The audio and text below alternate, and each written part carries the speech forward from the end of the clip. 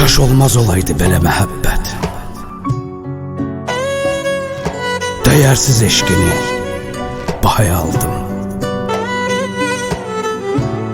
Səni dəli kimi sevən qəlbimi çarəsi olmayan bəlaya saldım.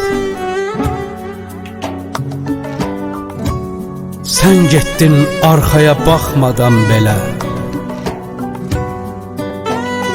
qırdığın ürəkdən xəbərsiz oldum.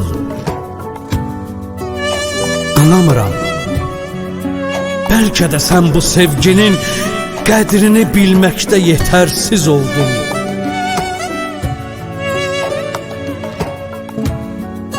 Getdiyindən bəri soyuq divarlar ən əziz, ən doğma sirdaşım olub. Qəlbimi ovudan tək təsəlliyim, həsrətdən süzülən göz yaşım olub. Qəm, kədər daşıyır ürəyim sənsiz. Mənim tək qaralıb qalmamısan ki. Eşitdim, həyatın çox alt-üst olub. Bir düşün, ahımı almamısan ki.